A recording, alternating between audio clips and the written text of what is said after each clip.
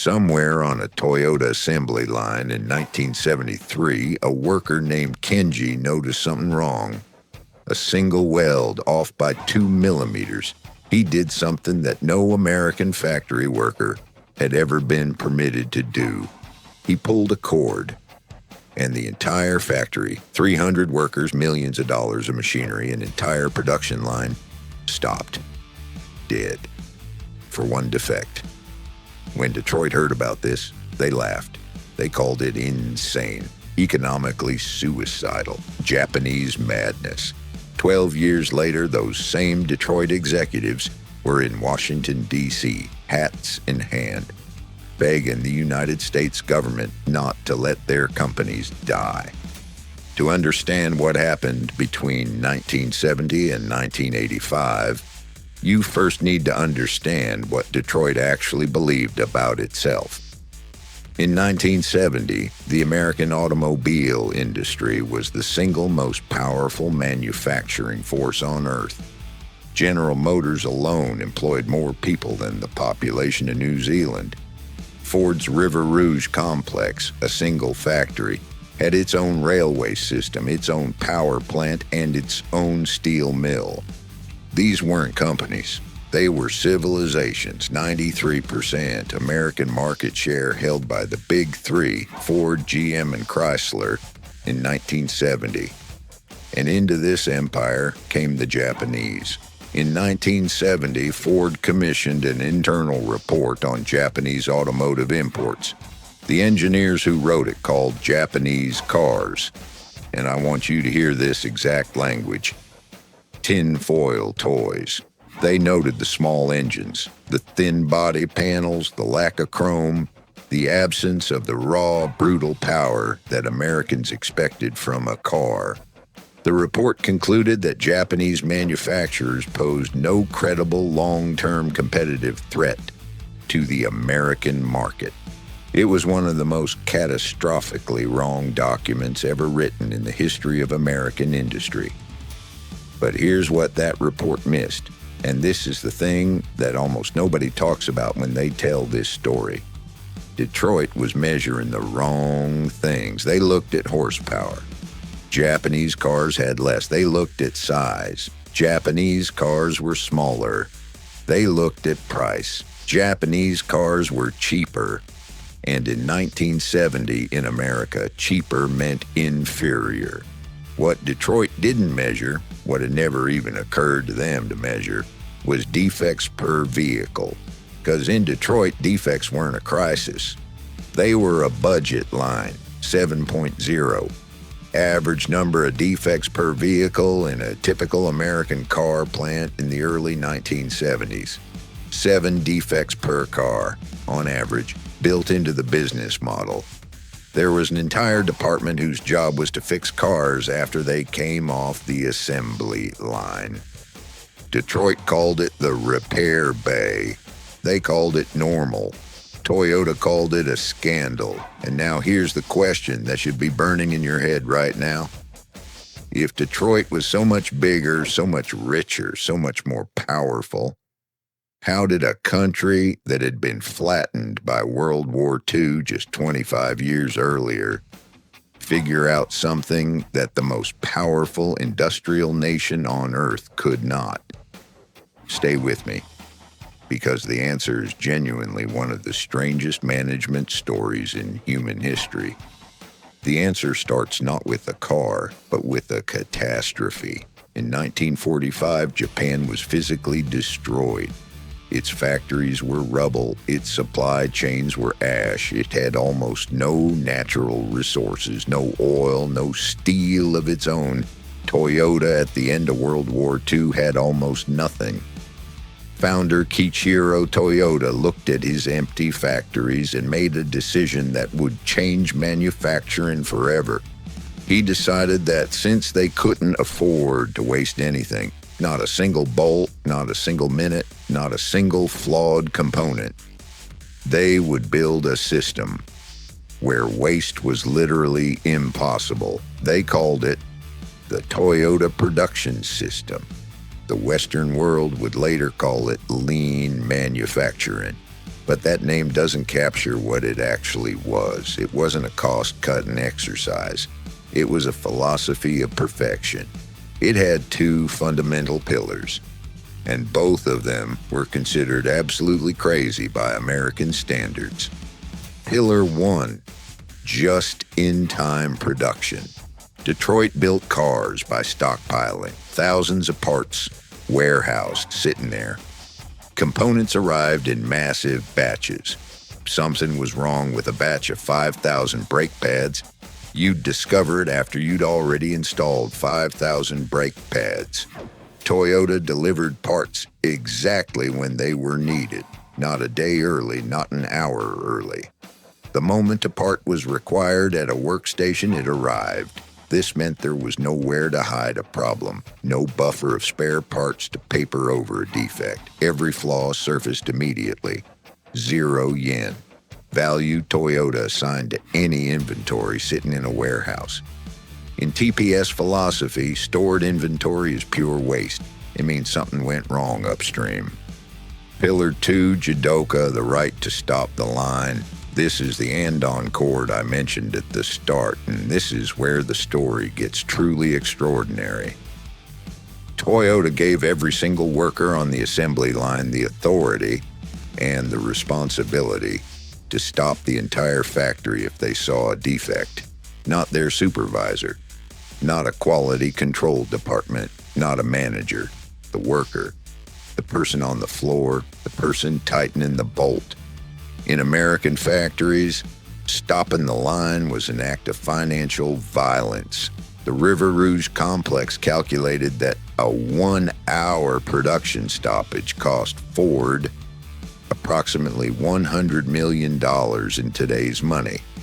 So the line never stopped. Problems were discovered, noted, sent to the repair bay, fixed after the fact. Toyota did the opposite. When a worker pulled the Andon Cord, the entire team converged on that one problem. They solved it at the source. They analyzed why it happened. They changed the system so it could never happen again. They called this process Kaizen, continuous improvement, not a campaign, not a slogan on a poster, a daily, relentless, systemic war against imperfection. And here's the number that makes this real. 0.5 average defects per vehicle at Toyota by the late 1970s versus 7.0 at American plants. Toyota cars were 14 times more reliable off the line. 14 times more reliable before the customer even touched the car. And here's what that meant in the real world. Because this is where the story stops being about factories and starts being about the road in front of you. An American family buying a Ford or a GM car in 1975 would, on average, need their first major repair within 18 months. A family buying a Toyota Corolla would go 4 to 5 years before their first significant mechanical issue. Word spread. Slowly at first, then like wildfire. But wait, if Toyota's system was this obviously superior, why didn't Detroit just copy it? Here's the dark part of the story that nobody tells. They tried. And what happened when they did is one of the most damning corporate failures in modern history. The invasion had a trigger, and it wasn't Japanese strategy. It was an oil embargo. In October 1973, OPEC cut oil supply to the United States. Petrol prices quadrupled overnight. American cars, built for cheap fuel, designed around massive V8 engines averaging around 12 miles per gallon, became financial nightmares. The Toyota Corolla got 35 miles per gallon. American waiting lists for Japanese imports went from weeks to months. But Detroit's response was disastrous and reveals everything about the philosophical difference between the two industries. Detroit's answer to the fuel crisis was the American Motors Gremlin, a car so badly designed and so riddled with defects that it became a cultural punchline within 2 years of launch. It had a defect rate almost 3 times higher than comparable Japanese models.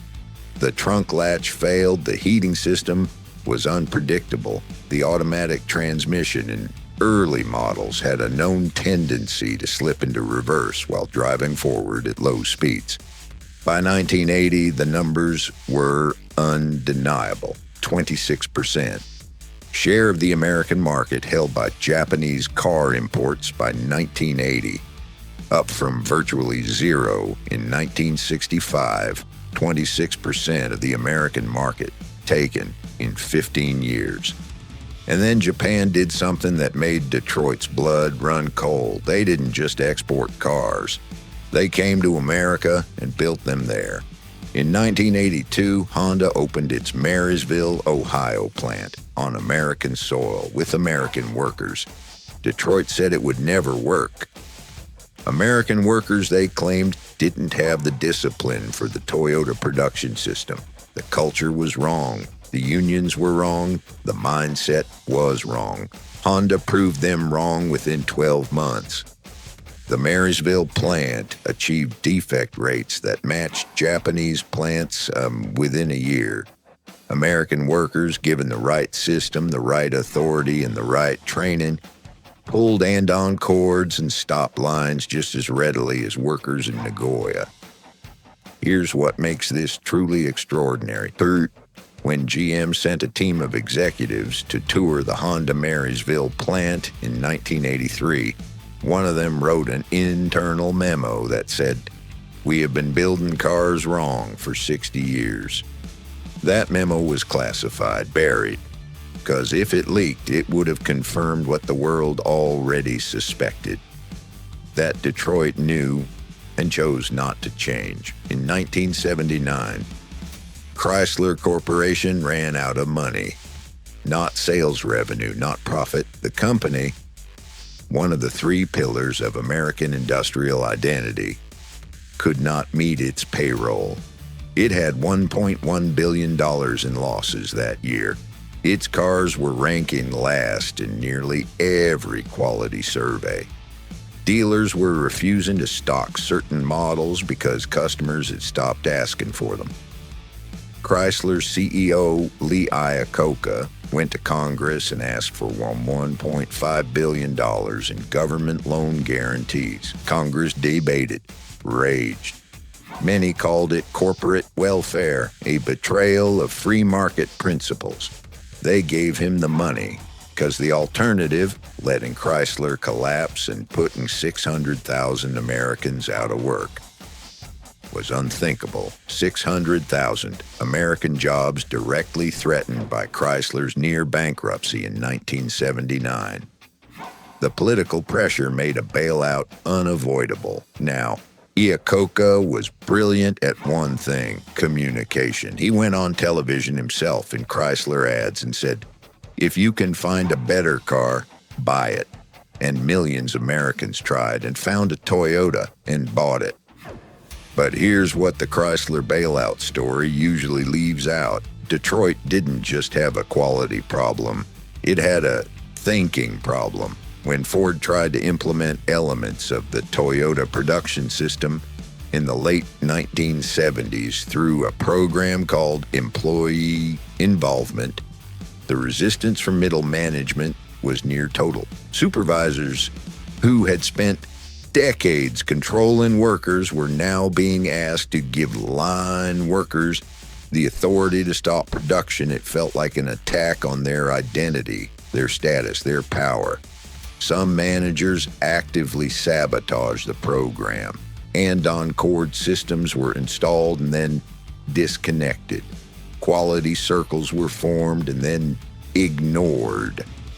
The system wasn't just a set of tools, it was a culture, and cultures don't change because a consultant tells them to. By 1985, 15 years after that Ford internal report called Japanese cars tinfoil toys, the landscape was unrecognizable. Honda was manufacturing cars in Ohio that outlasted their Detroit equivalents by 100,000 miles. The Toyota Camry would go on to become the best-selling car in America, a title it would hold for decades. And Detroit had spent $80 billion in today's money on a decade of quality initiatives that never closed the gap. 100,000 extra miles of reliable life in Honda and Toyota vehicles versus comparable American models by the mid-1980s, measured by independent consumer studies. Now here's where I need you to stay with me, and because most people tell this story as a history lesson, a curiosity. Can you believe Detroit was that arrogant? Story, but that's not why this matters. This matters because the same story's happening right now. Replace Toyota with BYD. Replace the Toyota production system with the Blade battery manufacturing process. Replace 1970s Detroit with every Western EV startup that raised $1 billion and has yet to make a profit. BYD doesn't just make batteries. It makes the machines that make the batteries. It makes the steel that goes into those machines. It controls the supply chain from raw material to finished vehicle in a way that makes Toyota's just-in-time system look like the beginning of the idea. Western automotive analysts called BYD cheap Chinese manufacturing 5 years ago. They are running the same Ford report from 1970. Different language, same catastrophic blindness. The lesson of 1970 to 1985 is not that Japan was smarter than America. It's that the company facing existential pressure, the one with nothing to lose, will always outmaneuver the company protecting what it already has. Toyota had no legacy to protect in 1950. No shareholders demanding quarterly returns, no unions defending job classifications that made line stopping impossible. It had engineers with a philosophy and workers with authority. That combination, philosophy plus an authority given to the right people, built the most reliable cars the world had ever seen. And it did it in a country with no oil, no steel, and no head start. The cord that Kenji pulled in 1973 changed everything. Not because stopping the line was dramatic, because stopping the line meant someone cared enough to stop it. Detroit's mistake wasn't building bad cars. Detroit's mistake was believing that the way they had always done it was the only way it could be done. Toyota believed something different. They believed a factory was a living system, one that could learn, correct, and improve every single day. And between those two beliefs, an industry was won and lost. If you found this fascinating, and I think you should, because this story is more relevant today than it has been in 40 years, drop a like on this video. It genuinely helps more people find this content. And subscribe if you want to be the person in the room who actually understands why the car industry works the way it does. Next week on Drive Duel, we're going deeper into BYD's manufacturing philosophy. And I'm going to show you the single process they've invented that makes the Toyota production system look like version 1 of the same software. I'll see you there.